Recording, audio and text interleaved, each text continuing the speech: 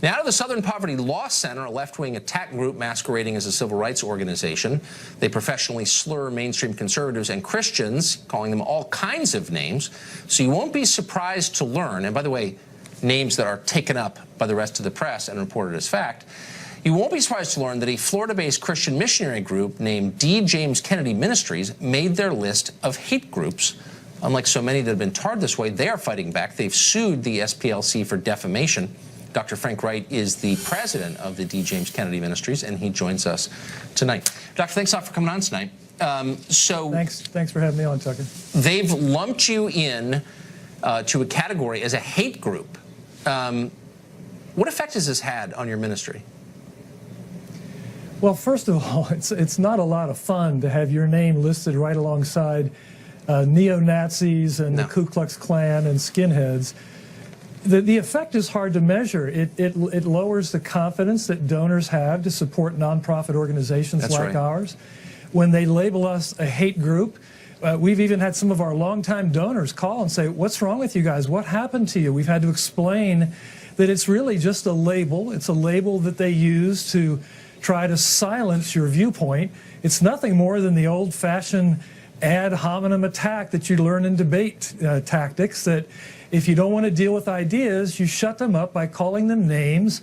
And because of what you said a minute ago, it's worked simply because the media, the mainstream media in the main, has not called them out on their own capricious and fallacious definition of what really constitutes hate. Without even explaining it. And by the way, it's a pretty handy test for those at home. If you're trying to determine whether the media outlet you're reading or watching is legitimate, if they repeat propaganda from the Southern Poverty Law Center, they are by definition giving you propaganda. They're illegitimate. So did they call you ahead of time? How does the process work? Do you just wake up one morning and find out you're part of a hate group, or is there some warning? That's exactly right. They never interviewed us. They never questioned whatever positions that we took that they considered to be hateful. Just placed us on their list. And when all the violence took place in Charlottesville in recent times, all of a sudden all the same news media we're talking here decided it was time to publish the list of all the hate groups everywhere.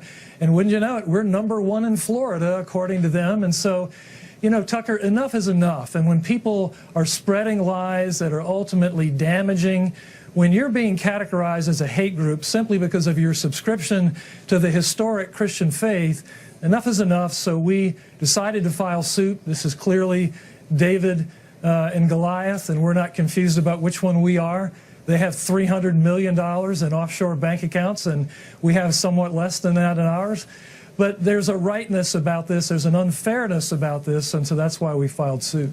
To lump you in with Nazis, and you feel sorry for their donors. I think a lot of their donors think they're fighting back against the Nazis, and who wouldn't want to do that? And they don't understand just how deeply corrupt and dishonest and loathsome these people are. Good luck in your efforts to clear your name. Thanks, Dr. Wright. Thank you, Tucker.